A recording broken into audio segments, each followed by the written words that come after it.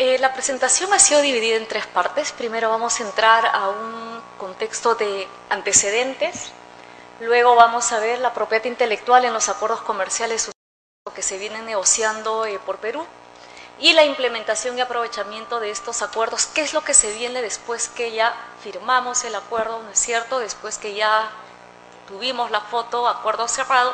¿Cuál es la tarea pendiente? Porque el acuerdo no se termina, el proceso no se termina con la firma del acuerdo, ni siquiera con la ratificación del mismo en el Congreso. Entrando a la parte de antecedentes, desde una perspectiva, desde una visión, tal vez es esto, ¿no? Desde una perspectiva ya de visión país, hay cuatro elementos que quisiera mencionar. Voy a empezar por los dos de abajo. Uno de ellos es el tema de la promoción de las inversiones. El tema de promoción de inversiones para un país que está en constante evolución económica y en crecimiento, como les voy a enseñar en unas cifras en un momento, la promoción de la inversión es esencial, no solamente de la inversión extranjera, sino también asegurar y promover la inversión de nuestro empresario nacional.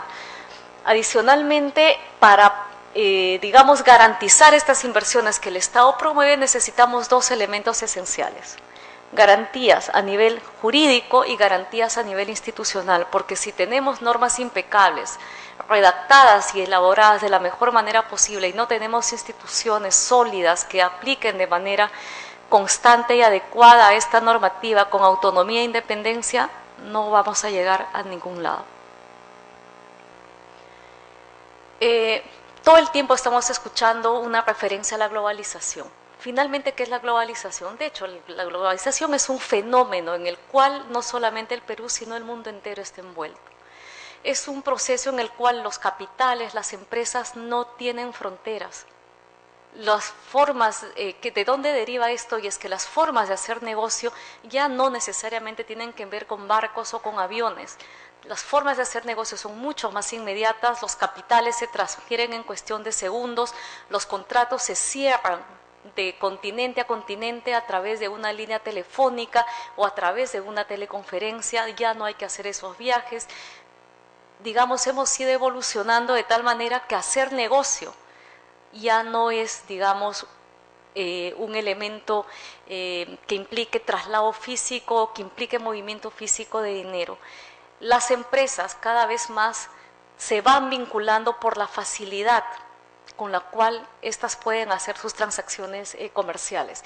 Cada vez, si nosotros somos, de hecho lo podemos sentir, lo podemos percibir en actividades diarias, no necesariamente a través de los casos que vemos, pero la inversión extranjera en el Perú está constante, cada vez está más presente, que fuera a través de inversión directa o que fuera a través, por ejemplo, de franquicias, ¿no es cierto?, en las cuales son terceros quienes son autorizados a usar esas marcas. Les he puesto un mapa acá para que vean, inmediatamente vamos a reconocer partes de marcas que son muy conocidas, que no solamente están en Perú, son empresas transnacionales cuyo monto de inversiones constituyen el 20% de lo que se mueve en inversiones a nivel mundial. Estamos hablando de muchísimos millones y muchas de estas empresas tienen basado su negocio ¿en qué? En intangibles. Tienen basado su negocio en la creación de conocimiento, en la promoción de la innovación. Por ejemplo, básicamente, si nos vamos al rubro tecnológico, tenemos empresas como Nokia, Samsung, HP, ¿no es cierto?, que son empresas que esencialmente están basadas en capitales que los encontramos en todas partes. Un producto se lanza en Corea, en Europa, en Estados Unidos y en Latinoamérica con una diferencia de horas o no más de días o exagerando semanas, de tal manera que las inversiones, el resultado de estas inversiones en tecnología, nosotros nos podemos beneficiar y podemos disfrutar de esos beneficios. Tenemos ya marcas más conocidas también como Coca-Cola, Gillette, Nescafé, Nextel, la Pepsi, ¿no es cierto? Todas estas son marcas que mueven dinero y mueven negocio a nivel mundial y que evidentemente buscan que se les garantice sus inversiones en el extranjero. Ahora, podríamos decir, ¿dónde está el Perú en este mapa? ¿Dónde veo una marca peruana? Bueno, las marcas peruanas no las vamos a ver acá, no porque no existan. Esta es una marca, este es un gráfico que básicamente lo que estamos mostrando son aquellas empresas que tienen un mayor índice de incidencia en lo que es volumen de transacción de capitales internacionales. pero las empresas peruanas, el Perú hace mucho tiempo que dejó de ser un país solamente receptor. Perú también, gracias a la creatividad y a la proactividad de su sector productivo, es un país que ya exporta.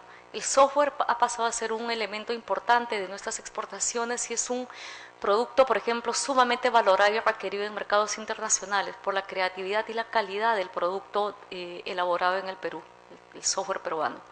También tenemos franquicias de restaurantes, es parte del boom gastronómico y claro, así de la misma manera en que podemos llevar los restaurantes, con el restaurante se va la marca, con lo cual ya estamos también exportando propiedad intelectual hacia otros países, ¿no? Gastón, cuando va a abrir sus restaurantes en otros países del mundo, va con las marcas que nosotros también disfrutamos acá en el Perú.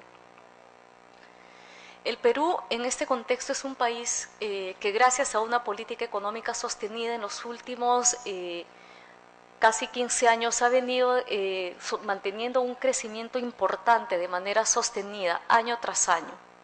Gracias a, como les digo, a las políticas económicas que garantizan este marco que los inversionistas necesitan para poder echar a caminar sus capitales, ¿no?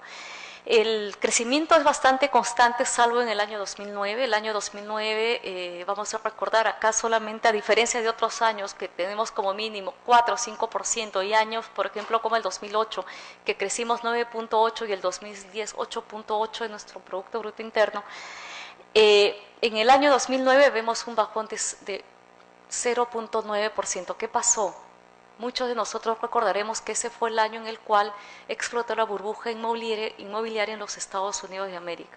Teniendo en consideración que Estados Unidos es uno de nuestros principales socios comerciales, y no solamente nuestros, sino también de otros países, esa crisis nos afectó a nosotros y también a otros países y a otros bloques económicos como la Unión Europea, que vieron también afectadas sus economías, retrajeron su demanda, con lo cual se retrajo la demanda de nuestros productos también y nuestro crecimiento descendió de manera importante. Gracias a Dios hemos vuelto a los promedios, a los estándares regulares. Algunas consideraciones adicionales. Cuando negociamos acuerdos comerciales en general, que fuera solamente Perú u otros países, básicamente hay elementos esenciales que se tienen en consideración.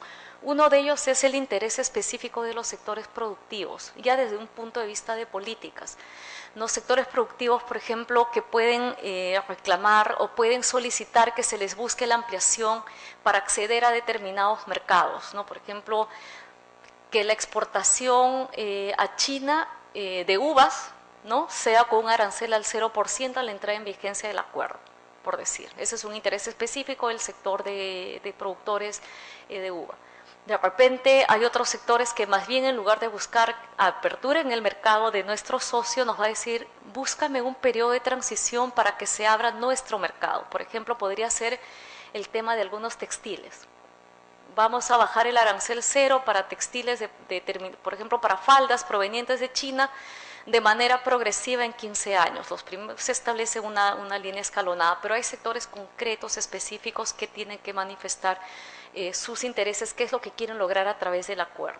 Pero no solamente son los sectores productivos, sino también las instituciones públicas, por ejemplo, quienes también aportan sus intereses como parte de, para que las negociaciones y los acuerdos a los que lleguemos sean consistentes con las políticas públicas en determinadas materias, como es el caso de la salud pública, que es un tema que generalmente hay disposiciones que se negocian en el capítulo de propiedad intelectual que están relacionados a temas de salud pública, y el Ministerio de Salud nos acompaña en este proceso. Ese es un punto.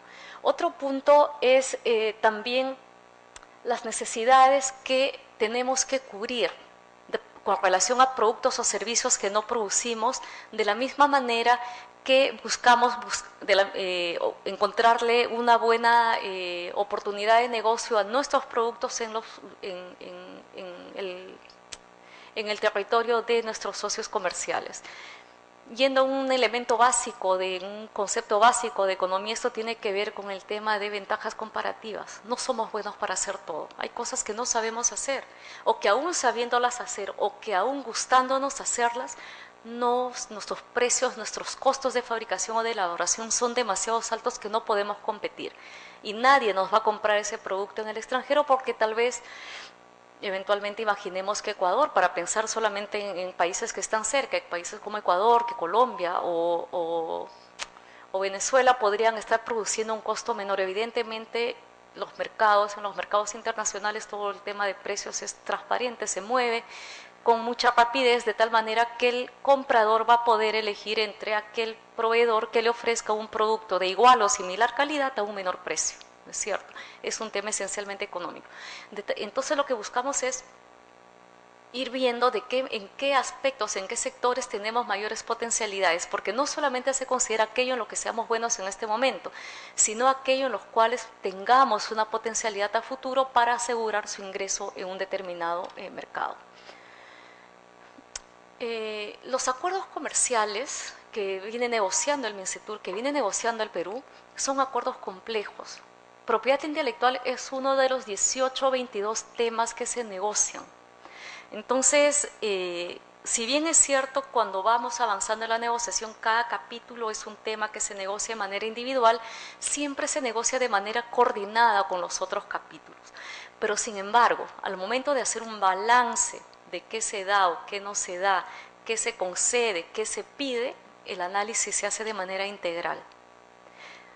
Tal vez ese es uno de los motivos por los cuales en algún titular de noticias han visto, o de repente van a ver dentro de unas 3 semanas que vamos a tener una ronda de negociación acá, algún titular que diga la salud no se cambia por papas o no se cambia por uvas. ¿Por qué? Porque hay un sector crítico que señala que a cambio de hacer concesiones en propiedad intelectual estamos consiguiendo un mejor acceso, por ejemplo, para la colocación de nuestros productos agroindustriales en determinados mercados. Eso no es tan así, ya lo vamos a ver más adelante. Definitivamente, cuando uno negocia los acuerdos, toca conceder, pero también exigimos que nos hagan concesiones. Entonces, lo que se busca es un equilibrio. Hay que buscar un equilibrio entre los intereses de nuestra contraparte y los nuestros. Y dentro de esto, ¿cómo encontramos el equilibrio? Priorizando aquellos elementos en los cuales necesariamente tenemos que llegar a conseguir, digamos, una determinada disposición o un determinado arancel. Y también con lo que viene solicitando la otra parte, ¿no? Busquemos un equilibrio. Tal vez hay elementos que son de nuestro interés y que forman parte de nuestra propuesta inicial, pero que finalmente no son tan importantes ni tan relevantes y los podemos intercambiar. De eso se trata la negociación. No podemos sentarnos a negociar diciendo, esta es mi propuesta y de acá no me muevo, porque entonces ya no hay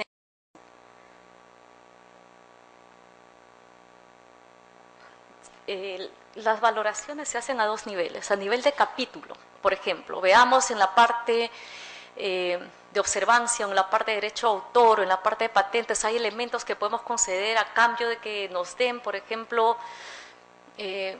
una disposición a ver en materia de derecho de autor que eventualmente la podríamos considerar porque puede ser beneficiosa para el Perú. Le decimos, perfecto, voy a conceder este tema en materia de derecho de autor a cambio de que esta disposición en materia de patentes la retires de la mesa. Entonces entra la negociación, buscamos este equilibrio a nivel de capítulo. Sin embargo, hay temas en los cuales no nos podemos poner de acuerdo a nivel de capítulo, entonces eso la evaluación de ese balance se hace a nivel de todo el acuerdo, en materia de aranceles, materia aduanera, en fin, todos los temas que son materia de la negociación. Esta explicación, ¿a qué viene? Porque es importante tener en consideración que las disposiciones relativas a la materia de propiedad intelectual dentro de un capítulo de propiedad intelectual están justificadas debido al valor económico que tienen estas para las empresas y para los países, como lo vamos a explicar un poquito más adelante. Siguiendo como parte del antecedente, seguramente esto ya les han comentado, pero es necesario mencionar para contextualizar, tenemos 2 contextos dentro del cual se mueve el marco de protección de la propiedad intelectual, el marco multilateral en el caso particular de Perú y el marco subregional. En el marco multilateral tenemos 2 referentes importantísimos, esenciales. Uno es la Organización Mundial de Propiedad Intelectual y la otra es la Organización Mundial del Comercio. Seguramente ya les han hecho explicaciones respecto a qué cosa es la Organización Mundial de Propiedad Intelectual, pero sí es importante rápidamente señalar que se trata de una agencia especializada en materia de propiedad intelectual que forma parte de las Naciones Unidas y que es la encargada de promover a través de la cooperación la difusión, uso y protección de los trabajos producto de la creación intelectual de las personas, ¿no? Coordina el desarrollo como actividad adicional esencial el desarrollo y suscripción de nuevos acuerdos o la modificación de los mismos. Esta es una actividad que es una constante en la Organización Mundial de Propiedad Intelectual y es uno de los principales generadores de normativa a nivel multilateral en materia de propiedad intelectual. En este momento se viene negociando, por ejemplo, temas de excepciones al derecho de autor y al derecho conexo en materia de para los discapacitados invidentes. También se viene negociando la modificación del arreglo de Lisboa, que es relativo a las denominaciones de origen. También se viene negociando un acuerdo en materia de conocimientos tradicionales, recursos genéticos y folclore, en fin, y podríamos mencionar otros. Hay elementos nuevos y hay otras negociaciones que lo que hacen es mejorar los acuerdos previamente suscritos, porque los acuerdos que la OMPI administra, algunos de ellos, como el Convenio de París, son de los años 1800 o de inicios de 1900. Entonces, ya mucho tiempo ha pasado, hay situaciones nuevas que hay que regular, que hay que atender, ¿no es cierto?, sobre todo en el campo en el cual la incidencia tecnológica es bastante alta. No, la regulación internacional no puede mantenerse al margen de estos avances tecnológicos. Y una función adicional es la administración de estos acuerdos. Las características de estos acuerdos son pies que tienen por objetivo uniformizar. Y acá tenemos un concepto que es importante y que lo vamos a trasladar también a la negociación de los acuerdos bilaterales, y es el uniformizar aspectos tanto sustantivos como procedimentales relativos a la propiedad intelectual. El objetivo máximo de estos acuerdos es facilitar el acceso a la protección por parte de los nacionales de los países miembros de la OMPI. La particularidad es que los acuerdos de la OMPI son temáticos, ¿no? Tenemos un acuerdo en materia de derecho de autor y derechos conexos, o un acuerdo solamente en materia de derechos conexos. Tenemos acuerdo en materia de propiedad industrial, donde tenemos disposiciones relativas a marcas y disposiciones relativas a patentes. Tenemos un acuerdo específico en materia de marca solamente, y tenemos otro acuerdo específico en materia de denominaciones de origen, que es el Arreglo de Lisboa que les acabo de mencionar, pero son específicos por disciplinas de la propiedad intelectual. Sin embargo, estos acuerdos, una vez que se negocian, los países acuerdan, no es que entren en vigencia de manera automática para los países miembros. Cada país miembro, a pesar de haber estado negociando el acuerdo, decide finalmente si es que lo firma, si no lo firma, si lo ratifica, si no lo ratifica, soberanamente decide cómo, cuándo y dónde. Entre los acuerdos, algo que quería mencionar adicionalmente acá, que no lo he puesto en pantalla: los tratados OMPI, la OMPI no tiene un órgano de solución de diferencias. De tal manera que si, por ejemplo, algún país, luego de haber suscrito o adherido a alguno de estos acuerdos OMPI, decide no cumplir, no hay una sanción por parte de la Organización Mundial de Propiedad Intelectual para este país por incumplir estas disposiciones. Ejemplos de acuerdos OMPI: tenemos acuerdos sustantivos, acuerdos relativos a registro y acuerdos relativos a clasificaciones internacionales. En los acuerdos sustantivos, por excelencia, uno de los más antiguos es el Convenio de la Unión de París, que ya les mencioné hace un momento, y que es específico en materia de propiedad industrial, regula marcas, patentes, indicaciones geográficas. La particularidad de este acuerdo, que siendo un acuerdo sustantivo, casi no tiene definiciones. No vamos a encontrar, por ejemplo, definición de qué cosa es una patente, qué cosa es una marca o qué cosa es una indicación geográfica. Directamente va a regular las situaciones concretas, ¿no? El convenio de Berna está referido a obras literarias y artísticas, ¿no es cierto?, a derecho de autor. Luego tenemos los acuerdos sobre derecho de autor del año 96, que son, y derechos conexos del año 96, que son los más modernos en estas materias. Luego tenemos acuerdos relativos a registros que básicamente lo que hacen es o facilitar el registro o establecer un registro internacional. Tenemos el PCT, que es el Acuerdo de Cooperación en Materia de Patentes, que es un acuerdo que lo que hace es facilitar el registro de una patente en diversos países que sean de interés del solicitante. A través de una sola solicitud, ¿no es cierto? El solicitante dice, quiero que esta solicitud que hoy día presento ante la OMPI sea protegida también en 10 países más, señalando los 10 países, y la OMPI deriva estos acuerdos, esta solicitud a esos países, y en esos países se evaluará si procede o no procede el registro. El arreglo de Lisboa es específico en denominaciones de origen, ese sí es un registro internacional. En el caso de PCT no, básicamente es un medio para registrar a nivel nacional en otros países, es como una mesa de partes. Pero en el caso del arreglo de Lisboa sí es un registro internacional y la OMPI lo administra. El protocolo de Madrid es una figura similar a la del PCT, pero Perú no es parte todavía y es relativo a marcas, únicamente funciona para marcas. No somos parte nosotros de este acuerdo. Tenemos acuerdos relativos a clasificaciones internacionales. Quienes hayan tenido algún caso de marcas habrán visto que vienen clasificadas, ¿no? Zapatos, prendas de vestir, clase 25, ya. Esa clasificación se hace en base a la clasificación de NISA, que es la que cada cierto tiempo se revisa para incluir nuevos productos o para definir nuevos productos o servicios. Básicamente lo que hace es facilitar la labor administrativa de las oficinas para el registro. En el caso del arreglo de Viena, es un acuerdo que lo que hace es clasificar las figuras. ¿Y para qué clasificamos figuras? Para poderlas buscar y comparar y determinar si una figura es similar o no a la otra y proceder o no al registro.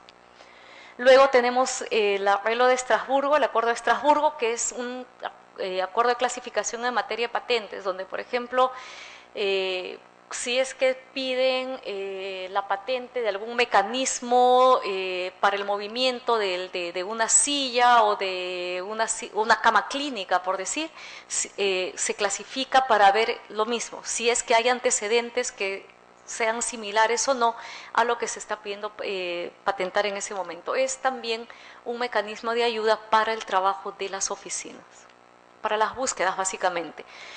En estos tres últimos casos Perú no es parte, pero debido a que así lo hemos incorporado en nuestra legislación interna, por ley estamos obligados a aplicar. ¿Por qué no somos parte?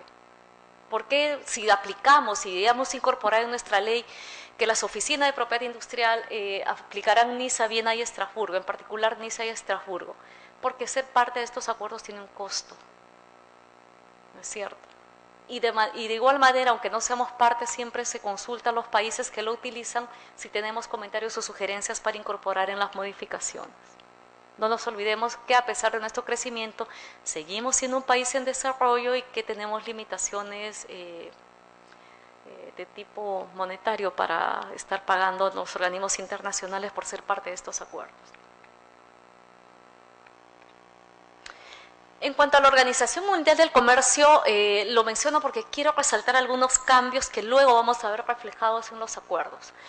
El ATPIC es un acuerdo que deriva de la negociación de la Ronda Uruguay en el año 94, ¿no es cierto? Es relativo a propiedad intelectual y es el resultado de negociaciones cruzadas y complejas en los países. Así como les mencioné hace un momento, nosotros cuando negociamos los acuerdos bilaterales vemos el equilibrio, ¿no es cierto?, de los elementos de las diferentes partes del acuerdo para poder llegar a un consenso. En esa negociación fue igual.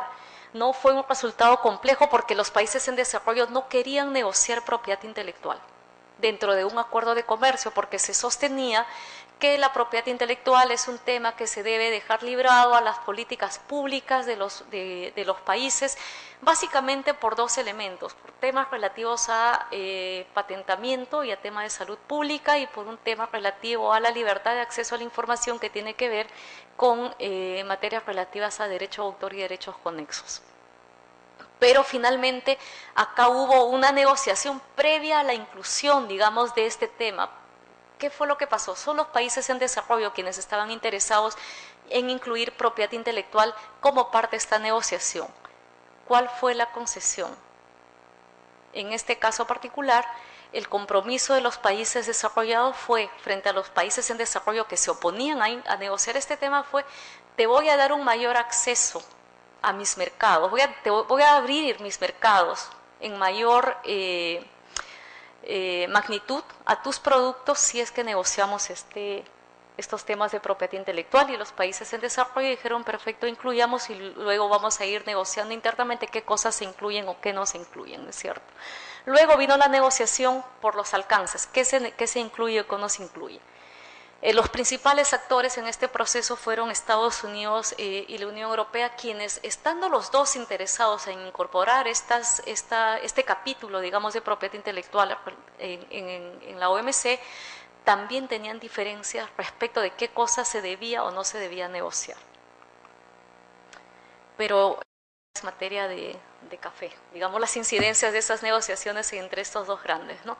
Pero sí es importante notar que el ATPIC es un acuerdo que establece estándares mínimos de protección y establece claramente que los países podrán establecer en su legislación interna un nivel de protección mayor al que establece los acuerdos ATPIC.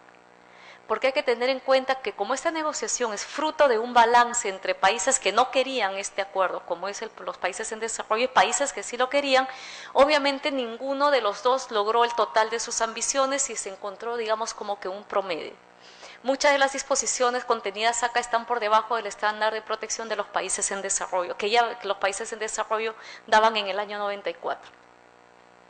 Una diferencia con los acuerdos OMPI es que el acuerdo sobre los ATPIC incluye prácticamente todas las disciplinas relativas a la propiedad intelectual. En un solo texto tenemos marcas, patentes, derecho de autor, derechos conexos, tenemos temas de observancia, ¿no es cierto?, denominaciones de origen dentro de un solo texto. La particularidad adicional es que es un acuerdo vinculante, es decir, obligatorio para todos sus miembros, para todos los miembros de la OMC. Acá no había forma de establecer una exclusión a este acuerdo.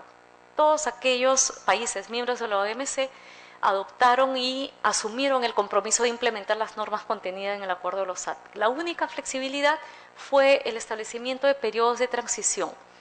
Para los países en desarrollo, un año de la entrada en vigencia, es decir, el año 96, para los países desarrollados. Para los países en desarrollo, 5 años, es decir, al año 2000, y para los países menos adelantados, 10 años, que fue extendido hasta el año 2016.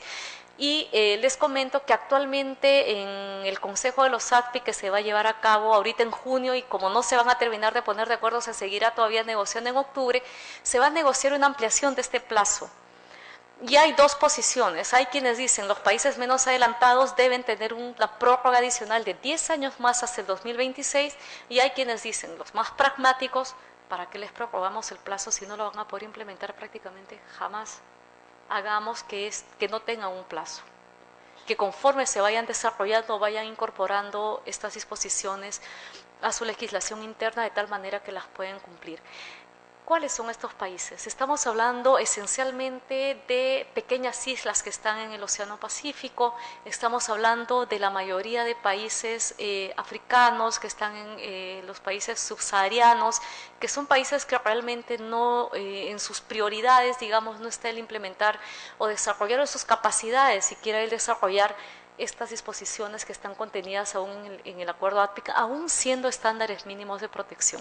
Vamos a ver hacia final de año finalmente qué es lo que se acuerda en el Consejo, si se hace una extensión de 10 años más o finalmente se hace permanente. Un elemento muy importante. En el acuerdo de los ATPIC, como está dentro del marco de los acuerdos de la OMC, sí existe un sistema de solución de controversias.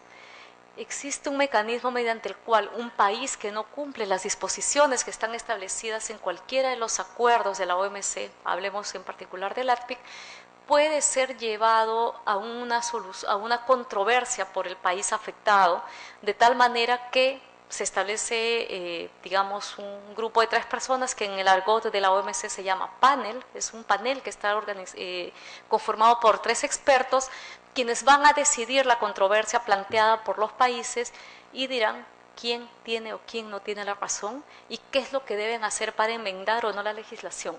En materia de propiedad intelectual han habido varios casos, pero yo quisiera mencionar dos puntos que he puesto en pantalla por unas razones particulares. Tenemos que el procedimiento es, la parte requiere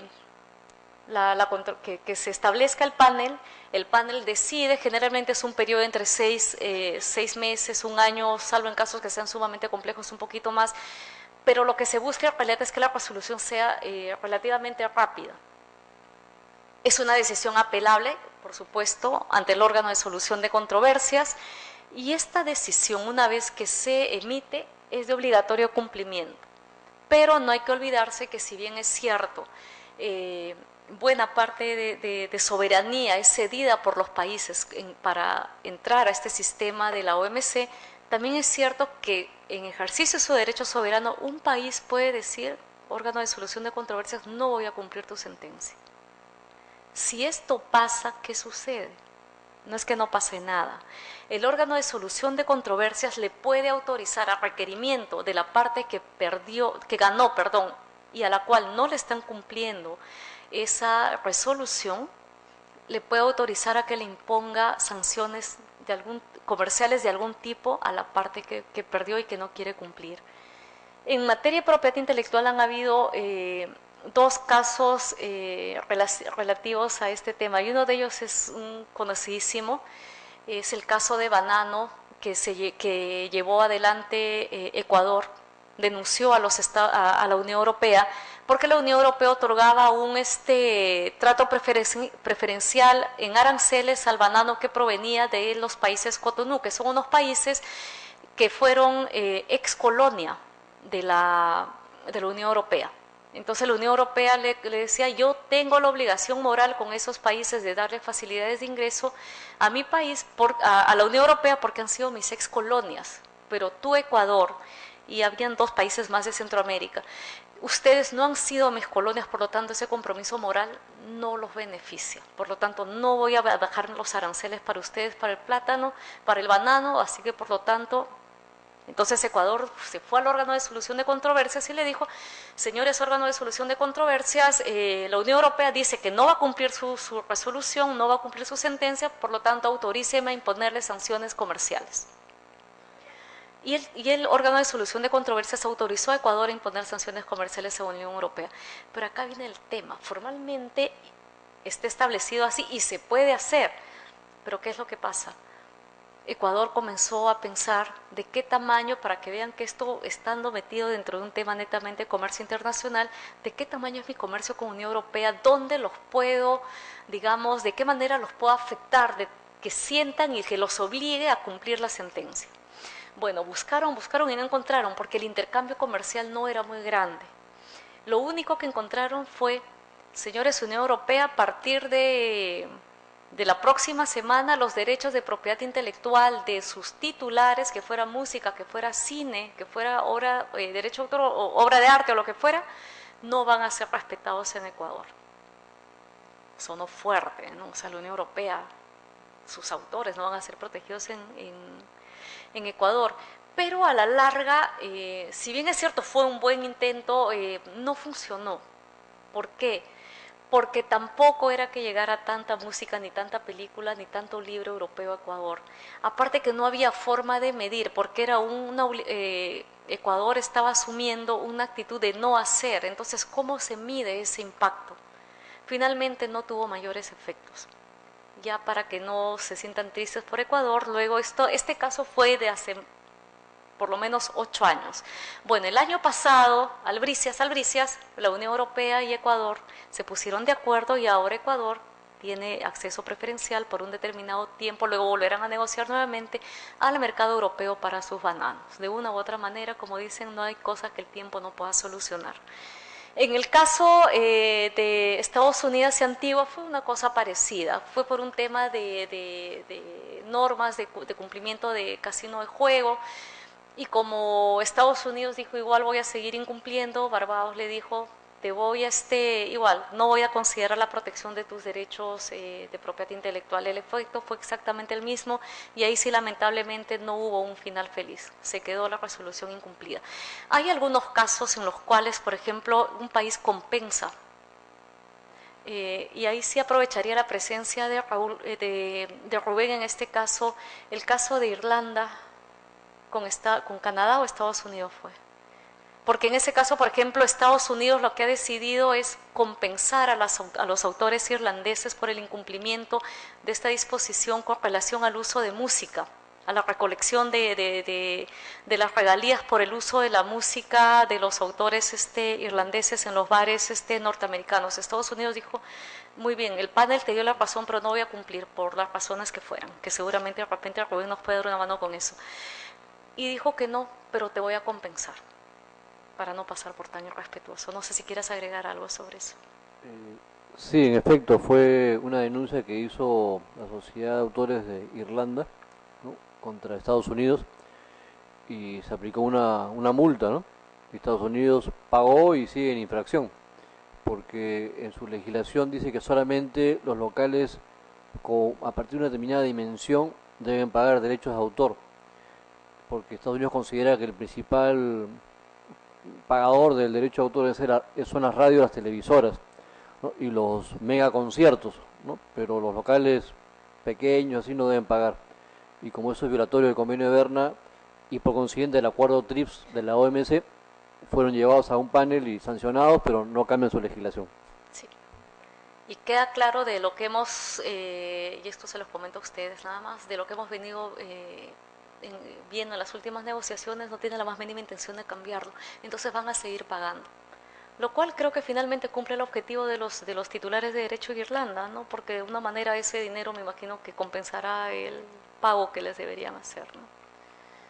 Entonces, este tema de solución de controversias es importante. ¿Por qué? Porque se traslada también a los acuerdos bilaterales. En el contexto subregional tenemos el marco de Comunidad Andina y Mercosur, esencialmente Comunidad Andina. Mercosur no voy a entrar a detalle, ¿por qué? Porque con Mercosur, en Mercosur no hay un sistema común de protección a los derechos de propiedad intelectual que esté vigente y que esté siendo aplicado por todos los países miembros. Por lo tanto, nosotros como país asociado tampoco tendríamos por qué aplicar. Pero la historia es diferente en Comunidad Andina. Ustedes saben que, bueno, la Comunidad Andina es un régimen de integración económica que lo que busca precisamente es la armonización normativa y la armonización de las políticas de integración económicas que llevan a la integración de los países miembros. Actualmente solamente estamos Bolivia, Ecuador y Colombia, y tal vez uno de los elementos que mejor funciona dentro de la Comunidad Andina es propiedad intelectual. Tenemos normas bastante buenas en derecho a autor, en varias materias, derecho a autor, derechos conexos, en materia de propiedad industrial, marcas patentes, también en variedades, en conocimientos, en recursos genéticos, tenemos normas de esa naturaleza. No voy a entrar al detalle porque este historial de decisiones relativas a propiedad intelectual lo tienen en la impresión del PowerPoint, pero para que vean el interés que ya despertaba en la comunidad andina el tema de propiedad intelectual, ya desde el año 70 en la decisión 24 se hacía una referencia. Esa decisión no era específica en materia de propiedad intelectual, era sobre el tema de la repatriación de regalías por el uso de los derechos de propiedad intelectual, pero ya incluía algunas disposiciones con relación a esta materia. Sin embargo, poco a poco, conforme avanzando el tema de inversiones, conforme se van abriendo los mercados y conforme las estructuras y los avances tecnológicos van llegando, también el contenido de las decisiones van cambiando, se van ampliando y se van precisando hasta que llegamos a la decisión. Miren cuántas decisiones. Llegamos a la decisión 486, que es la actual decisión. Esta es una norma que constituye la norma interna también de Perú y constituye la norma que adecua la legislación comunitaria andina al acuerdo de los ATPIC. Recuerden que el año 2000 se vencía nuestro plazo como país en desarrollo para implementar el acuerdo ATPIC. La decisión 486 lo hace. Pero, sin embargo, la decisión 486, y esta es una característica no solamente de Perú, sino de todos los países andinos, va más allá del acuerdo de los ATPIC. En la decisión 486 ya se establecemos plazos mayores y también ámbitos de protección mayores a los que estaban previstos en en la decisión, en el acuerdo de los ATPIC. La decisión 486 fue en su momento una decisión bastante vanguardista, ¿no? De hecho, tiene sobre la base de la experiencia de aplicación de la decisión 344 normas más reglamentarias, porque a falta de normas reglamentarias no se estaba dando una uniformidad o siquiera aproximación de la aplicación de las normas contenidas en la decisión entre los, en ese momento, 5 países miembros y ahora 4. Entonces se dijo, no, vamos a dotar de mayor transparencia y predictibilidad a nuestro sistema y vamos a incorporar más normas procedimentales en esta decisión y, por supuesto, se incorporan normas, temas sustantivos relevantes, ¿no? Básicamente es marcas, patentes, diseños industriales, circuitos integrados, marcas, denominación de origen y también algunas disposiciones relativas a competencia desleal, observancia, incluida medidas en frontera. Quiero hacer un paréntesis acá, pero quisiera mencionarlo de una vez. En el año 2008, a raíz de la implementación del acuerdo con los Estados Unidos, tuvimos que negociar con nuestros socios andinos, tanto Perú como Colombia, pero en realidad nosotros empezamos el proceso porque éramos los que teníamos el acuerdo vigente y lo teníamos que implementar. El acuerdo de los Estados Unidos tiene algunas disposiciones que van más allá de manera sustantiva a lo que está previsto en la decisión 486.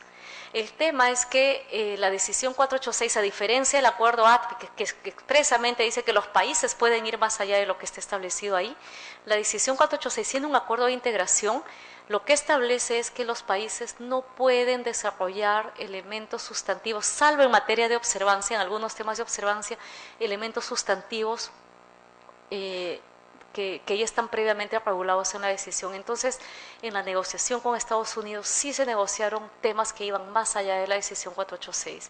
Entonces, como estos eran compromisos solamente de Perú y de Colombia, no podíamos comprometer a Ecuador y a Bolivia, ni los podíamos obligar a modificar la decisión 486 para adoptar estándares que ellos no quisieron asumir en su momento, o no les interesó, o no eran concordantes con sus políticas. Entonces lo que Perú propuso fue establecer como un permiso, digamos, para los países que así quisieran, de adecuar su legislación en materias muy específicas. Una de ellas es en materia de patentes y otra es en materia de medidas en frontera y otros aspectos procedimentales en materia de marcas y un elemento sustantivo en materia de indicaciones geográficas. Bueno, eso fue una negociación paralela que se llevó a cabo y finalmente se logró que esta decisión, este permiso fuera aprobado por 3 de los 4 países miembros. Bolivia no estuvo de acuerdo, finalmente Ecuador apoyó y dijo los países son libres de poder avanzar en esta línea, y Perú y Colombia tenemos la autorización para hacer esas adecuaciones que las hicimos en el año 2008 y que están recogidas en el decreto legislativo 1075. En cuanto a los acuerdos, y entrando a los acuerdos comerciales suscritos por Perú, hemos visto que los acuerdos son un referente internacional por excelencia y siguen siendo vigentes y de mucha importancia. Pero sin embargo se da la situación en la cual se dio ya en el año 94, desde antes del 94, se da la situación en la cual los países desarrollados empezaron a buscar mayores estándares de protección a los derechos de propiedad intelectual, porque ellos ya venían avanzando y apostando antes que nosotros en el desarrollo y promoción de la innovación como un vehículo de desarrollo de su visión país y crecimiento. Sin embargo, los países en desarrollo y los menos desarrollados dijeron, no, ya no, con ATPIC es suficiente, no hay nada más que negociar y ese es el estándar internacional. Entonces, luego en la Organización Mundial de Comercio se ha intentado hacer algunas modificaciones y no ha podido hacerse tampoco porque las decisiones ahí se toman por consenso, ¿no? Entonces no hay acuerdo. Ante esto, los países desarrollados empezaron a perfilar sus políticas internas sobre este tema y encontraron en las negociaciones bilaterales una vía para lograr este incremento en los niveles de protección, en particular en países que constituían sus socios comerciales o los principales destinos de sus productos exportados con valor agregado. ¿Cuáles son los acuerdos suscritos por Perú a la fecha? Vigentes tenemos en la parte superior aquellos que son multilaterales, ¿no es cierto? La Organización Mundial del Comercio, la Comunidad Andina, Mercosur, que les mencioné, los acuerdos CEFTA, que es el acuerdo de libre comercio de Europa, que es Liechtenstein, Noruega, Suiza y Finlandia. Tenemos también la Unión Europea, que es un acuerdo que entró en vigencia en marzo de este año. Tenemos acuerdo negociado con China, por ejemplo, una cosa que hubiéramos podido que ni siquiera pensar que era viable. De hecho, les comento que cuando se inició la negociación con China, no estaba prevista la negociación de un capítulo de propiedad intelectual. Y acá llamo la atención en este caso particular, ¿por qué? Porque hasta esa fecha, en los acuerdos que habíamos negociado, habían sido nuestras contrapartes quienes nos proponían negociar un capítulo de propiedad intelectual. China dijo, yo no quiero negociar un capítulo de propiedad intelectual. Entonces Perú le dijo, yo sí quiero negociar un capítulo de propiedad intelectual contigo. Que se pueden imaginar, China, ¿no? El Perú una cosita así. Entonces tuvimos que negociar con el jefe de negociación de todo el acuerdo la posibilidad de negociar, de incluir propiedad intelectual con China. ¿Por qué? Estábamos locos. ¿Qué nos pasó? ¿O estábamos muy atrevidos? ¿Por qué? Perú, un interés esencial de Perú en todos los acuerdos, de hecho forma parte de todos los acuerdos, no hay acuerdo que no tenga esta materia, un interés esencial de Perú en estas negociaciones es la protección de los conocimientos tradicionales, los recursos genéticos de nuestras comunidades.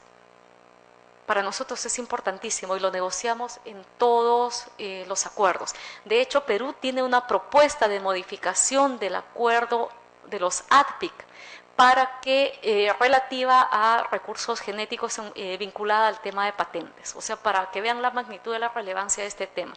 Eso justificó que a China le pidiéramos la negociación de un capítulo. Lo justificamos bien y finalmente China dijo, perfecto, negocio contigo un capítulo. Entonces con China tenemos capítulo. También tenemos acuerdos con Japón, con Cuba, con Singapur, con Panamá, con Corea, Estados Unidos, Panamá, México, Nicaragua, ¿cierto? Entonces, estos acuerdos están negociados y vigentes.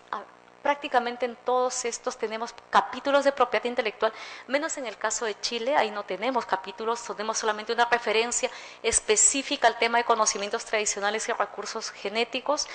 En Singapur tampoco tenemos capítulo, tenemos un artículo que refirió al reconocimiento del pisco y también a recursos genéticos y conocimientos tradicionales. El único acuerdo en el cual no tenemos, y acá me está faltando esa bandera, ¿ves? Anoten por favor en sus notas, Canadá. Canadá es un acuerdo vigente. Y ahí no tenemos capítulo de propiedad intelectual. ¿Por qué? Porque Canadá finalmente a mitad del proceso dijo que no tenía mandato para negociar recursos genéticos y conocimientos tradicionales. Entonces dijimos, sin eso no hay capítulo. No hay capítulo. Y bueno, no hay capítulo, efectivamente. Pero lo que hicimos fue, siendo que igual con capítulo sin capítulo nuestro interés sobre conocimientos tradicionales y recursos genéticos es tan relevante, logramos introducir en la parte de medio, en el capítulo de medio ambiente, un artículo referido a esa materia. Incluso con Estados Unidos, que es un país sumamente renuente, no lo tiene con más nadie. Solamente con nosotros tenemos disposiciones relativas al conocimiento tradicional y los recursos genéticos.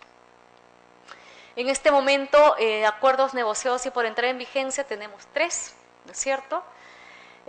Con Venezuela se negoció, pero todavía no está vigente. Negociaciones en proceso. Ahorita los 2 procesos de negociación más relevantes son, la florcita roja es el acuerdo de asociación transpacífico. Es un acuerdo grande que se viene negociando entre ya 11 países a partir de la segunda mitad de julio. Japón también va a entrar. Es un acuerdo que se negocia entre los países del Asia-Pacífico y es bastante grande, es amplio. Incluye, por supuesto, temas relativos a propiedad intelectual y es una ronda de este proceso de negociación que vamos a tener acá en mayo y que seguramente se van a enterar por los titulares de los periódicos que ya van a tener noticias. Siempre despierta mucho alboroto porque hay preocupación por determinados sectores con relación, en materia de propiedad intelectual, con relación a dos temas concretos: salud pública y el tema de la libertad de acceso a la información por la protección del derecho de autor y los derechos conexos. La florcita que está a la derecha de diferentes logotipos es el símbolo de la negociación del Acuerdo Alianza del Pacífico, que es un acuerdo que se viene negociando entre Colombia, Chile, Perú y México. Hasta este momento aún no se ha incluido un acuerdo de propiedad intelectual. Estamos negociando ver de qué manera se va a incluir, si es que se llega a incluir un capítulo de propiedad intelectual. Entonces vemos que hay una cantidad importante y que Perú sigue en esta dinámica de negociaciones, ¿no? ¿Basado en qué? Nosotros como país, ¿qué tenemos que ganar? ¿No? Por ejemplo, ya digamos que en China ya les he explicado un interés concreto, ¿no? Es el tema de conocimientos tradicionales y recursos genéticos. Ese es un interés que es transversal para todos los países. ¿Y por qué? ¿Por qué es tan importante? No solamente porque queremos proteger, lo que pasa es que esto ha pasado a tomar un valor económico muy, muy relevante y ahorita les voy a explicar por qué. La propiedad intelectual es un activo intangible. Su generación implica inversión en tiempo y dinero y es valorizable, tiene un valor concreto y constituye una herramienta de negocio para las empresas. Por ejemplo, en el caso de conocimientos tradicionales y recursos genéticos, ustedes deben haber notado o deben haber escuchado en las noticias o ver incluso en las promociones o en los escaparates de las farmacias que cada vez hay más productos que dicen este producto tiene las propiedades del Sacha Inchi. ¿Cuáles son las propiedades del Sacha Inchi? ¿No? Para algunas cosas el Sacha Inchi dicen que es buenísimo para el tema del cabello, para el estómago, que tiene propiedades cosméticas. Entonces, pasa, el componente de este recurso genético, que es un recurso genético nuestro, viene siendo investigado y utilizado por grandes laboratorios para la generación de productos nuevos con valor agregado, pero sobre la base de la utilización de este producto natural.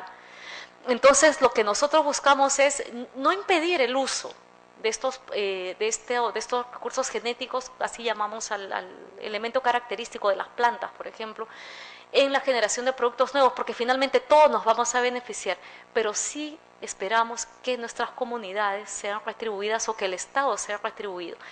¿Por qué? Porque, por ejemplo, si hay un conocimiento tradicional asociado a ese recurso genético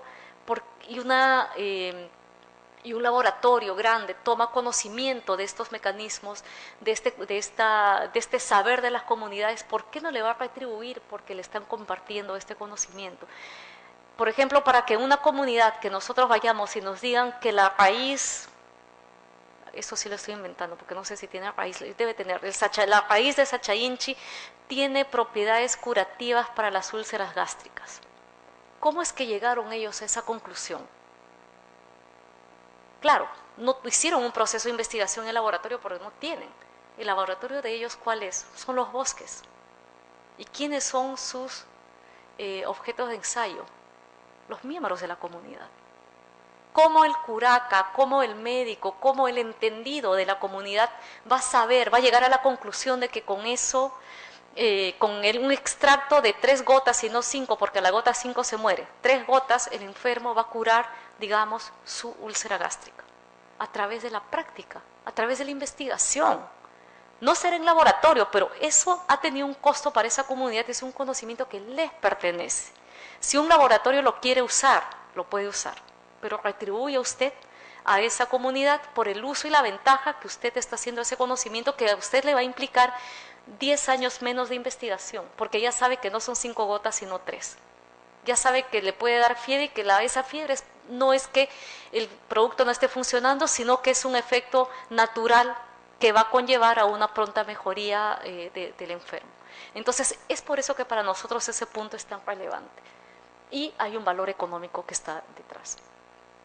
Y por otro lado, nosotros como Perú estamos interesados en promover la innovación y la creatividad como pilares de desarrollo, porque Perú ha basado todo ese crecimiento económico que les he enseñado en las primeras láminas en la exportación de materias primas. Salvo el software, la mayoría de nuestras exportaciones son materias primas o productos agroindustriales, que no tienen mayor valor agregado por el momento, salvo algunos de ellos que se exportan envasados, ¿no? Entonces lo que queremos nosotros lograr es a través de estos acuerdos es que haya una mayor inversión y a través de esta mayor inversión un intercambio de conocimiento para fortalecer y desarrollar capacidades de nuestros productores y ser más competitivos en mercados extranjeros. Está fuera de discusión que las economías que más crecen son las economías basadas en el conocimiento y la innovación con valor agregado. Un ejemplo claro fue Japón, un ejemplo claro actual, Japón Corea, siguiendo el modelo de Japón, es una potencia también y China lo está haciendo. Entonces, en base a que a la generación de conocimiento que es lo que generalmente es lo que ahora le está dando valor a su exportación. Un elemento adicional para la negociación de estos acuerdos es la creación de predictibilidad y estabilidad jurídica para los inversionistas, porque una vez que una disposición se establece en un acuerdo comercial no la podemos cambiar por legislación interna. Ya quedó en el acuerdo y ese es nuestro marco normativo. ¿Cuáles son las materias de protección? Recursos genéticos y conocimientos tradicionales que les acabo de mencionar y explicar, grafica este tema de promoción y protección de lo nuestro y de los derechos de nuestros autores, inventores y creadores. Hay que tener en cuenta que nosotros, como les decía, ya no solamente recibimos, nosotros también creamos. Hace muchos años, cuando yo estaba en la jefatura de la oficina de marcas, vino un investigador a hacer una consulta. Ya había estado en la oficina de invenciones, pero me lo mandaron porque su producto no se podía patentar. Entonces lo mandaron para ver si podía hacer una denominación de origen, que era competencia de marcas. ¿Qué había inventado el señor? Había hecho un trabajo con genes y había desarrollado un cuy gigante que crecía además en menos tiempo que los cuyes regulares y que era enorme. Entonces él quería patentar su invento. ¿Y qué pasó? No podía. Le tuvimos que decir que tenía que ir a patentar su invento en Estados Unidos. ¿Por qué? Porque en Perú los animales no se pueden patentar. Está prohibido. La legislación comunitaria andina lo prohíbe expresamente. No se puede patentar plantas, animales. Ese tipo de materia viva no es patentable. Entonces vemos que ya de repente en el 2000 estábamos en un estado de desarrollo de la técnica que justificaba esa legislación. Vamos a ver si más adelante, acá 10, 15 años, seguimos evolucionando tecnológicamente y logramos una mayor inversión en investigación, que de repente vamos a tener que volver a revisar esas disposiciones que a este investigador, por ejemplo, lo limitó a proteger su derecho, ¿no? También, por supuesto, se tiene en consideración la protección de los derechos de nuestros socios comerciales, pero siempre buscando el equilibrio de intereses. La palabra balance, la palabra equilibrio son esenciales en estas negociaciones. Una pugna constante es el derecho de los titulares de derecho de buscar evitar que terceros usen su derecho sin su autorización, y por otra parte el interés de la sociedad de hacer uso, de acceder a esos derechos sin mayores condiciones. Hay que buscar un equilibrio. ¿Y cómo se logra? A través del establecimiento de obligaciones que a su vez tienen excepciones y limitaciones a dichas obligaciones. Yo he estado viendo algunas de las transparencias que les han mostrado en días pasados, tanto el doctor Bullard, y creo que en la exposición del doctor Rojas también vemos a la propiedad intelectual obesa, ¿no es cierto? Pero los obesos, los subiditos de peso, también pueden bajar de peso o pueden buscar un equilibrio, estabilizar su peso. En el caso de la propiedad intelectual, esta reducción, este mantenimiento de peso se busca a través de las excepciones y limitaciones, que son los mecanismos a través de los cuales nosotros, como usuarios de los derechos de propiedad intelectual, los vamos a poder usar sin ser sancionados, sin ser o eventualmente sin tener que pagar, ¿no es cierto? Entonces, eso es posible bajo determinadas circunstancias que me imagino que ya en clases pasadas ya les han explicado cuáles son estas excepciones y limitaciones. Que aplica tanto para patentes, marcas, derecho de autor, todas las figuras de la propiedad intelectual, así como tienen esta protección monopólica sólida, también tienen limitaciones y excepciones. Las materias que se negocian se definen en función al socio. No a todos se les pide lo mismo. Lo único que pedimos a todos es el tema de conocimientos tradicionales y recursos genéticos. Los demás temas los negociamos o los colocamos en función a nuestro socio comercial. Por ejemplo, cuando negociamos Centroamérica, con los países de Centroamérica no tuvimos ningún interés en negociar temas relativos a patentes. ¿Por qué? ¿Para qué? Si las legislaciones eran bastante homogéneas con las nuestras, ¿no? Entonces no tenía ningún sentido, no se incluyó esa materia. Bueno, las disposiciones, ¿qué tipo de disposiciones hay? Hay de todo tipo, pueden ser declarativas, de reconocimiento o de procedimiento o sustantivas también. En materias relativas a la uniformización de procesos les quiero contar qué cosas por lo regular se incluyen en los acuerdos. Por ejemplo, en uniformización de procesos básicamente se ha buscado que el Perú se adhiera a ciertos acuerdos, básicamente acuerdos OMPI, como es el Tratado de Derecho de Marcas, que es un acuerdo de procedimientos, de formalidades, por ejemplo, que ya no se requiere la firma legalizada para ciertos actos de disposición o para las licencias, ¿no es cierto? Ese es el Tratado de Derecho de Marcas. El Tratado de Cooperación en materia de patentes también es un tema procedimental. El Convenio Internacional para la Protección de las Obtenciones Vegetales tiene temas de procedimiento y también tiene temas sustantivos, por cierto. En cuanto a las normas de derechos sustantivos y normas de procedimiento, hay un requerimiento mínimo de formalidades. ¿Qué es lo que se busca? Disminuir los costos para los inversionistas nacionales y extranjeros, es decir, se busca predictibilidad, que se incluyan normas de transparencia y esto se ha tomado, en nuestro caso, por ejemplo, en el caso de Perú, se tomó como una oportunidad ¿para qué? Para impulsar la modernización y dinamización de los procedimientos. Básicamente, ¿qué dicen estas disposiciones relativas al requerimiento mínimo de formalidades? Por ejemplo, que las decisiones, cosas que para nosotros no fue un tema negociarlas ni acordarlas porque ya nuestro sistema lo preveía así. Por ejemplo, que las decisiones de instancias administrativas sean revisables ante el Poder Judicial. Esa es una garantía que ya está recogida también a nivel de acuerdos.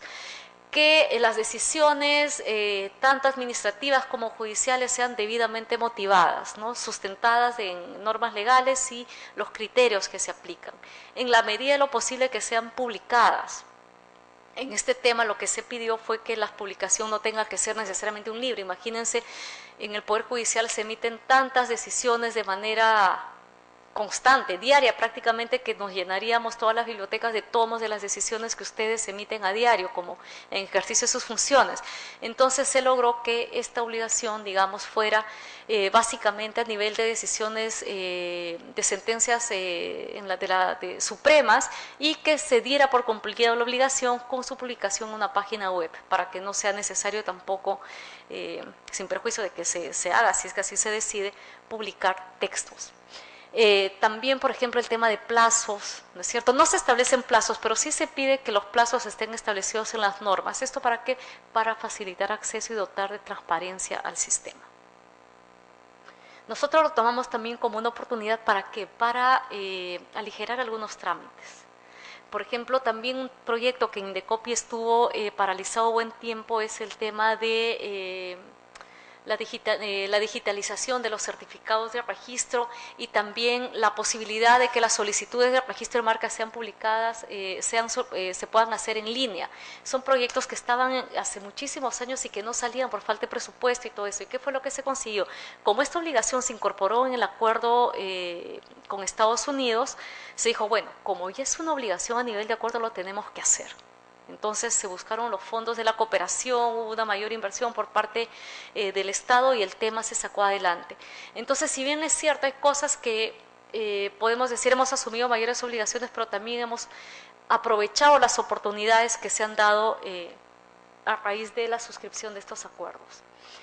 Otras materias de negociación, en materia de marcas, por ejemplo, se regula el tema de las marcas notorias, básicamente en los términos que ya están en el acuerdo de los SATPIC y que es consistente con nuestras disposiciones de la decisión 486.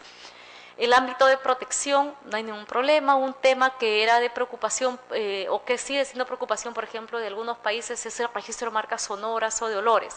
Tema que para Perú no es ningún problema porque a pesar de que no estaba contemplado en el acuerdo de los SATPIC del año 95, el Perú, al igual que los demás miembros de la comunidad andina, con una visión vanguardista, incorporaron como marcas registrables en la decisión 486 en el año 2000. Bueno, los procedimientos ya les comenté. las indicaciones geográficas, se define el ámbito de protección, los procesos de reconocimiento y las normas de conflicto. Esto fue un tema nuevo. Básicamente yo estoy tomando acá como referencia lo que se negoció con el acuerdo de Estados Unidos, porque es el acuerdo que para nosotros ha sido un referente y que ha implicado mayores modificaciones a nuestra legislación interna. Nosotros en la decisión 486, si una denominación de origen era confundible, me solicitaban una denominación de origen que fuera confundible con una marca, no había ningún problema en su registro, porque no estaba prevista la la prohibición de registro de una denominación de origen que fuera confundible con una marca preexistente. ¿Por qué? Porque se consideró que un sistema sui generis, siendo la denominación de origen un signo diferente al de la marca, podía suceder. Bueno, lo tuvimos que dejar de lado, mantenemos el sistema sui generis, pero se incorporó esta disposición que establece que si una denominación de origen es igual o confundible a una marca preexistente, también se deberá denegar. En materia de derecho de autor y derechos conexos tenemos dos tipos de disposiciones, aquellas que son básicas, clásicas, las tradicionales disposiciones en materia de derecho de autor, como es el alcance de los derechos patrimoniales, la relación entre los derechos morales, los plazos de protección. Tenemos también aquellas disposiciones muy poco tradicionales, ¿no? Que son disposiciones que tienen que lidiar con temas nuevos, es decir, con las nuevas tecnologías, la protección del derecho de autor y los derechos conexos en el entorno digital. Tres elementos esenciales están referidos a este tema: las medidas tecnológicas de protección, la gestión de derechos y los proveedores de servicios de Internet. Estas tres materias estaban referidas en legislación interna, pero de manera muy amplia. En el acuerdo se desarrollan de manera muy precisa, específica en cuanto a alcances y efectos. Perdón, Ricardo, una pregunta. ¿En las clases previas han desarrollado a fondo estas materias? Ya, entonces ya no viene al caso, ya saben de qué se trata, no se los voy a explicar. Pero fueron nuevas y se incorporaron en el decreto legislativo 1076 del año 2008. Al final pueden preguntar igual, ¿quieren que les entre un poquito, tal vez refrescamos la memoria? Ya, ¿qué son las medidas tecnológicas de protección? Yo, para serles sincera, cuando empecé como jefa de negociación del equipo, yo vengo del área de marcas, vengo del área de las denominaciones de origen, y mi cercanía más próxima era con las patentes. La única cercanía que había tenido con hasta ese momento con el derecho de autor era el vecindario con el amigo Rubén. Cuando él era jefe de derecho de autor, mi oficina como subjefa de marcas quedaba al costadito de su oficina. Más de eso no tenía relación con el derecho de autor. Bueno, asumí la posición como jefa de negociación, y como jefa de negociación tenía que negociar todo. Entonces, cuando yo empecé los procesos de negociación, los temas que más me costaron, digamos, entender la lógica y todo, fueron estos tres temas. Pero en realidad, que si los ponemos con ejemplos es mucho más claro, ¿no? En el caso de las medidas tecnológicas de protección, por ejemplo, alude ¿de qué se trata? Se trata de los mecanismos que se establecen, o aparatitos o mecanismos que se establecen para evitar la copia o reproducción de una obra protegida. Generalmente se usan para películas, para CDs, ¿no? Por ejemplo, vemos en algún momento Alejandro, y se los voy a poner como ejemplo para que sea clarísimo, Alejandro Sanz, hace ya unos 6, 7 años, lanzó uno de sus CDs y le puso una medida tecnológica de protección de tal manera que no se podía copiar el CD. No había copia del CD porque este mecanismo. Entonces las asociaciones de usuarios comenzaron a protestar, y finalmente tuvo que desactivar la medida porque le empezaron digamos, usando términos coloquiales, hacer un cargamontón, porque se estaba limitando el derecho a la copia privada, de la cual seguramente el doctor Ugartecho, los colegas o mis colegas precedentes también les deben haber explicado. ¿Qué es esto de la gestión de derechos? Bueno, resulta que esos CDs que nosotros compramos pueden tener, por ejemplo, dentro de los mismos, de alguna manera, algunos sellitos, o están incorporados de alguna manera técnica, elementos que les permiten al titular o a quien tenga los derechos, ostente los derechos patrimoniales, hacer un seguimiento, una trazabilidad del producto, llevar un control. Entonces, muchas veces eso tiene, por ejemplo, en el caso del software, se permite 3 copias, y le pongo un mecanismo para que me avise, para que el titular se le avise que ya las 3 copias están hechas y 4 copias no se pueden hacer. Eso es un tema también que tiene que ver con gestión de derechos y se sanciona la violación de ese tipo de medidas que ponga el autor o que ponga el titular del derecho. En el caso de los proveedores de servicio de Internet voy a entrar un poquito más a detalle porque de esto sí van a escuchar de todas maneras en 3 semanas. ¿De qué se trata? Cuando nosotros, por ejemplo, vemos información, no es sopa, no es pipa claramente. Por lo menos lo que se ha negociado en los acuerdos comerciales no es sopa, no es pipa. ¿Qué es lo que se ha negociado en los acuerdos comerciales? Lo que se busca es, por ejemplo, cuando en una determinada página web una persona coloca una película o sube un CD o música o alguna obra protegida por el derecho de autor o el derecho conexo sin la autorización del titular, el titular le puede decir al proveedor del servicio, que puede ser quien le alquila el espacio, digamos, nos alquiló el espacio para hacer nuestra página web. Por ejemplo, digamos que soy yo tengo una página web, no más claro. Yo tengo una página web, le digo, señores Telefónica o señores Claro, alquíleme un espacio en su banda porque quiero abrir una página web relativa a la promoción de capacidades de los productores de maíz blanco gigante del Cusco porque quiero que esa denominación de origen se fortalezca. Y me dan, Telefónica me dice, tome acá, abra usted su página web, abro mi página web y de pronto en uno de mis viajes encuentro que de repente en Vietnam alguien está desarrollando un proyecto muy interesante para el desarrollo de maíz. Entonces yo traigo mi video, ¿no es cierto? Y lo que hago es, lo cuelgo en mi página web, pero no le pedí autorización al dueño de ese video para colgar. Entonces el dueño de ese video en Vietnam, o de repente tiene un representante acá en Perú, tiene todo el derecho de decirme, has colgado esa información, además como si fuera propia, no me has pedido autorización, bájala. O me puede decir a mí, retire esa información. Entonces yo la debería retirar, siendo consciente la debería retirar porque no le pido autorización a nadie para que la cuelgue, ¿no? Entonces eso puede pasar con películas o también con música. El mecanismo lo que busca es que el titular le pueda decir a Telefónica, señores Telefónica, bajen el contenido específico de esa página web, retírenlo. De eso se trata los proveedores de servicio de Internet. Van a escuchar también que se vincula con sopa y con pipa. ¿Qué son sopa y pipa? Sopa y pipa son 2 leyes que se presentaron ante el gobierno norteamericano, ante el Congreso norteamericano, para regular esta figura parecida, pero con niveles de protección mucho más altos. Que, por ejemplo, ya el pedido no era retire esa información de la página web, sino baje completo la página web y al dueño, o sea, a mí, a Teresa Mera, la va a poner en la lista de infractores y usted no le va a poder proveer de una página web nuevamente, de un espacio para una página web nuevamente. Evidentemente, esto era desproporcionado, ¿no? Era demasiado, y aparte que se pretendía que se sancionara conductas aún realizadas fuera del territorio norteamericano, y esa sanción que se ponía, por ejemplo, a un titular de página web, de una página web en ese territorio, afectaba a todos los demás. Entonces, sumamente complejo. Pero finalmente estas leyes fueron retiradas del Congreso norteamericano. Estas son disposiciones que se negocian, que se vienen negociando en el Acuerdo Transpacífico, pero sí les puedo decir que no es sopa y no es pipa, desde ya.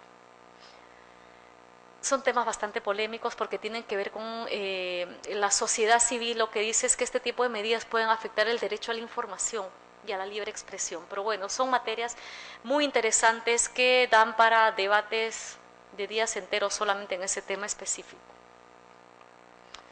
También tenemos disposiciones relativas a las entidades de gestión colectiva, pero en este caso en particular lo que tenemos básicamente son normas de promoción de transparencia, no son obligaciones. ¿Por qué? Porque como Estado no nos podemos obligar a que la sociedad de gestión colectiva, que es un ente privado, haga algo. Como Estado solamente nos asiste una función de supervisión, pero no podemos decirle, sociedad de gestión colectiva, vas a firmar un convenio de reciprocidad con tu par de México o con tu par de Chile o con la sociedad de gestión colectiva de Canadá.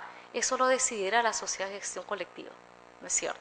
Entonces, básicamente es promoción de normas de transparencia y colaboración entre las entidades de gestión colectiva, pero a nivel de promoción únicamente. En materia de observancia, lo que se busca es que las normas tengan, no solamente establecer normas que definan el alcance de esta protección, sino que también sean efectivas. En el acuerdo con Estados Unidos, la parte de observancia es una parte bastante amplia. A pesar de ello, las modificaciones que tuvimos que hacer a Código Penal o a las normas administrativas fueron mínimas, porque ya Perú desde el 96, desde el 96 que salió el decreto legislativo 822 y el 823, ya incorporaba estándares altos de protección para el derecho autor, derechos conexos y marcas y patentes. Entonces acá no tuvimos que hacer mayores modificaciones. Las disposiciones que se establecen son tanto para nivel administrativo, para la instancia administrativa, civil y penal, porque de hecho son instancias alternativas, opcionales. Lo que se busca es dotarle a la parte, al titular de derecho, de todos los mecanismos posibles para que pueda defender su derecho. Entonces, si bien es cierto que acá en Perú, por ejemplo, la vía civil no se usa mucho, se usa más la vía penal y la vía administrativa, igual se han contemplado disposiciones en la vía civil. Se establecen condiciones para las medidas cautelares que son muy parecidas a nuestro sistema. También los criterios o las condiciones para el establecimiento de indemnizaciones. Y en el caso de sanciones no se especifica necesariamente qué sanciones se van a poner. Lo que se dice, por ejemplo, se establecerán sanciones penales. O, por ejemplo, podrá considerarse, no, solo hasta sanciones penales, no se dice más. Entonces, el nivel ya cuánto de pena se pone o no se pone, eso ya depende del sistema que esté en concordancia con las penas impuestas en el sistema penal de cada país, ¿no? Yo quisiera hacerles un comentario con relación a un punto en particular sobre las indemnizaciones, donde casi todo lo que se acordó era similar a lo que ya teníamos tanto en nuestras normas, básicamente en normas civiles. El acuerdo con Estados Unidos introduce una figura nueva que es el de las indemnizaciones predeterminadas. ¿En qué consiste esta figura? Esta es una figura mediante la cual el titular del derecho o el afectado, digamos, por esta infracción o por este uso indebido del derecho de propiedad intelectual, puede solicitarle al juez que en lugar de fijar, digamos, sobre la base de los elementos que estén en el expediente, la indemnización, le puede decir: señor juez, quiero que me fije la indemnización en base al cuadro de las indemnizaciones preestablecidas. ¿Qué es esto? Las indemnizaciones preestablecidas son un cuadro en el cual se establecen montos referenciales para el establecimiento de las indemnizaciones en función a la gravedad de la infracción o del delito.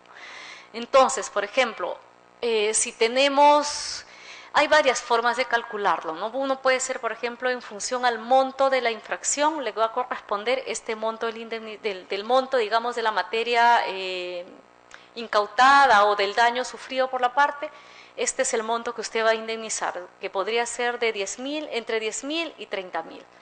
Y se establece una tabla. Esta es una disposición, una obligación que aún nosotros no hemos implementado y que en este momento venimos trabajando.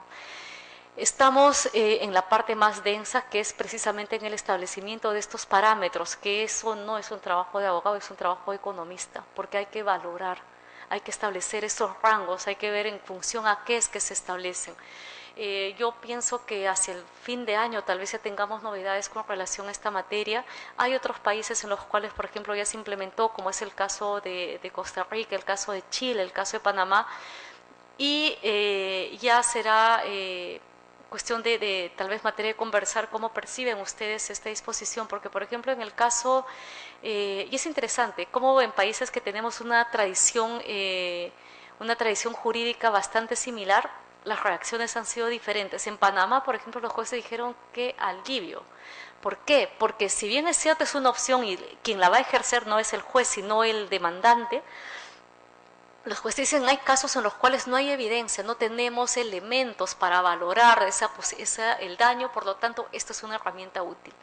Pero sin embargo, en Chile, por ejemplo, se dijo de ninguna manera. Hay que regularlo internamente de tal manera que el daño sea mínimo porque esto está afectando la discrecionalidad de los jueces. Fíjense que de una misma disposición salen dos percepciones, dos interpretaciones, dos sentires diferentes.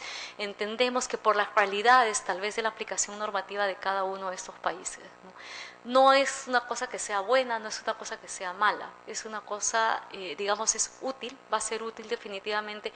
Vamos a ver cómo se va dando la utilización en el tiempo, ¿no? Porque como bien sabemos, en materia civil hay muy pocas demandas relativas a la propiedad intelectual o las indemnizaciones de estas infracciones. Con relación a las medidas en frontera, que son disposiciones que ya teníamos previstas en legislación interna, hay una profundización que nosotros vimos también como una oportunidad. ¿Por qué? Porque normalmente, por lo regular, cuando sancionamos o cuando dictamos medidas cautelares o cuando hay una denuncia, ya se trata de productos que están circulando en el mercado. Entonces hay que salir a perseguir a la tienda, perseguir a la calle, cerrar los 50 negocios. Con la aplicación de la medida en frontera, el producto infractor, el producto falsificado, pirateado, se queda en el puerto del Callao.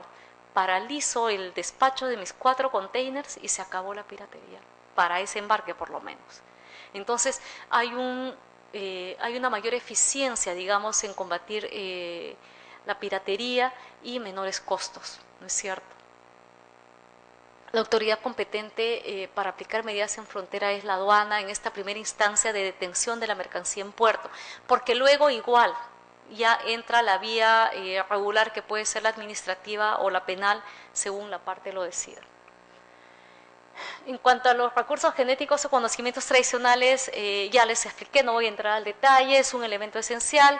Buscamos el respeto de estos derechos para nuestras comunidades y el Estado. Transferencia de tecnología y cooperación son dos elementos muy importantes. ¿Por qué? Porque así como asumimos obligaciones, el implementarlas efectivamente tiene un costo. Entonces, para nosotros, la forma en la que buscamos equilibrar, digamos, el impacto de estas obligaciones a través de las normas de cooperación. Por ejemplo, el acuerdo de cooperación en materia de patentes y TLT son acuerdos nuevos que implicaron que se hicieran cambios en los procedimientos de las oficinas de propiedad intelectual. Dijimos esto, enfrentarlo solo, ¿cómo hacemos? Entonces lo que buscamos fue la cooperación de la OMPI y también la cooperación de nuestra contraparte, que es los Estados Unidos en esa etapa.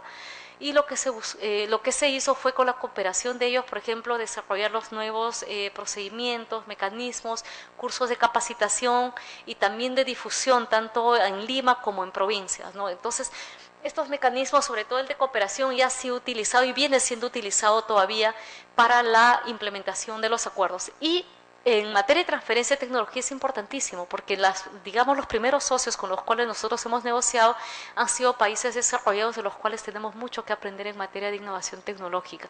Y las disposiciones del acuerdo lo que nos dan son oportunidades de suscribir convenios de proyectos conjuntos, de la realización de proyectos de investigación conjuntos con universidades públicas o con centros de investigación públicos, porque a los privados el Estado tampoco no los puede obligar, no se puede comprometer por ellos. Ya casi para terminar, en cuanto a la implementación y aprovechamiento, sí, como les decía, una vez que se termine el acuerdo, se termina la negociación, se firma el acuerdo, no se terminó. Siguen 2 etapas más, que es el proceso de implementación normativa y el proceso de aprovechamiento. En el proceso de implementación normativa lo que corresponde es desarrollar todas las normas nacionales que van a dar efectividad a las disposiciones establecidas en el acuerdo. Es un proceso que por lo regular se da con anterioridad a la entrada en vigencia del acuerdo. Para que entre en vigencia el acuerdo tendrían que estar ya emitidas las normas, y el nivel normativo lo decidimos nosotros. Nosotros decidimos qué cosa es ley, qué cosa es reglamento, qué cosa es lineamiento o qué cosa es una directiva. No hay ningún prejuzgamiento con relación a este tema. Se implementan las obligaciones, y aquí es donde se aprovecha para implementar las flexibilidades que buscan establecer el equilibrio de las normas. es en legislación interna. En los acuerdos generalmente lo que se dice, en la mayor parte de los casos, es se podrán establecer normas, los países quedan libres de establecer disposiciones relativas a las limitaciones y excepciones de estas disposiciones, conforme a los acuerdos internacionales.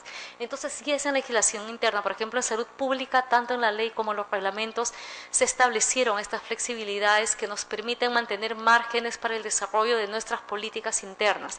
Lo mismo en materia de derecho a autor, queda abierta la posibilidad de establecer limitaciones y excepciones al derecho a futuro, no solamente las que están establecidas en el acuerdo.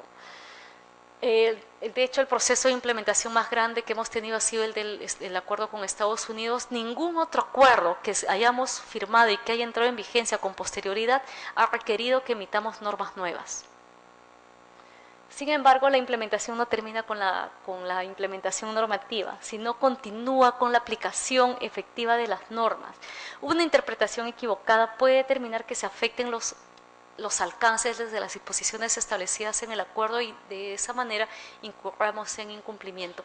Por eso es tan importante el papel que desempeñan ustedes como última instancia, como autoridad jurisdiccional, quien va a tener la última palabra en la implementación, en la interpretación, aplicación de estas normas, que si bien a la mano de ustedes va a llegar en formato de ley, en formato de reglamento, en formato de directiva, en el formato que corresponda, muchas de ellas derivan de estos acuerdos.